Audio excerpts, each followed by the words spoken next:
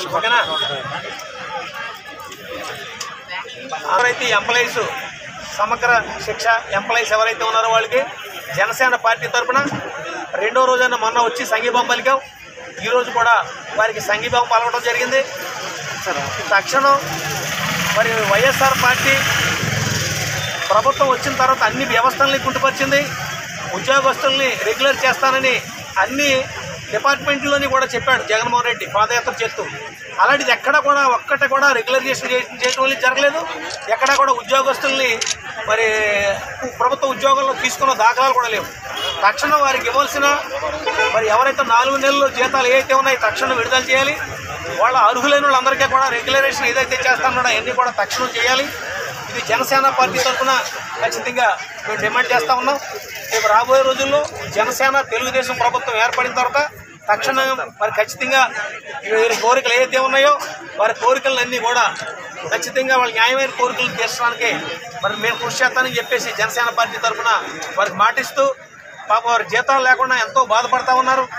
ఎందుకంటే వాళ్ళ కష్టాల్లో పాలు పంచుకోవాలనే ఆలోచనతో ఈ రోజున వారికి ఒక్కరోజు మరి భోజన వసతిని నేను ఏర్పాటు చేయడం జరిగింది. ఆ కార్యక్రమంలో భాగంగానే ఇక్కడికి వచ్చి మళ్ళీ ఇవాళ పాల్గొని వారికి మద్దతు ప్రకటించడం జరిగింది.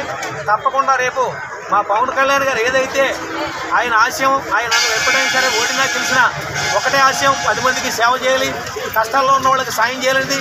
ప్రతి ఒక్క దాంట్లోనూ కూడా మరి ఇవాళ వరదల్లో కానివ్వండి, కరోనాలో కానివ్వండి, ఆయన పిలుపు మేరకు ఎన్నో సేవా కార్యక్రమాలు చేశాం. మేమందరం కూడా ఆయన సేవే దృక్పథంగా పనిచేసే పవన్ కళ్యాణ్ గారి నాయకత్వంలో మేము పనిచేయడం మా అదృష్టం. తప్పకుండా రేపు రాబోయే రోజుల్లో కూడా ఖచ్చితంగా ఎంప్లాయీస్ తరఫున జనసేన పార్టీ ఎప్పుడు కూడా మద్దతు ఇస్తుందని చెప్పేసి, అలాగే రేపు ప్రభుత్వం జనసేన తెలుగుదేశం ప్రభుత్వం వచ్చాక వారి న్యాయమైన కోరికల్ని తప్పకుండా తీరుస్తామని చెప్పేసి మరి చెప్తూ సెలవు తీసుకుంటున్నాం. జై జనసేన, జై జై జనసేన, జై పవన్ కళ్యాణ్ గారు. క్రమశిక్షణలో వెళ్ళాలి. ఎటువంటి డస్ట్ వేస్టేజ్ ఏమన్నా సరే డస్ట్ యూజ్ చేసుకోవాలి.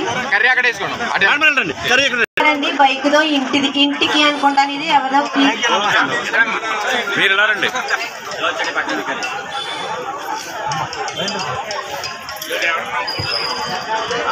రాబోయే రోజుల్లో మధ్య 10 మందికి ఎలా చెప్పండి.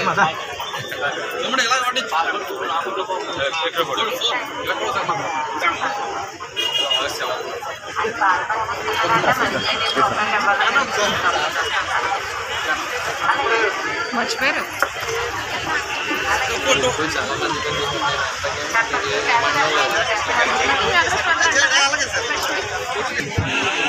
కూరలు కూడా ఇక్కడ పెట్టవలసింది. పెట్టండి, విజయ ఒక్కొక్కరు పెట్టండి. శివ ఎక్కడో చూడు, శివ పెట్టమని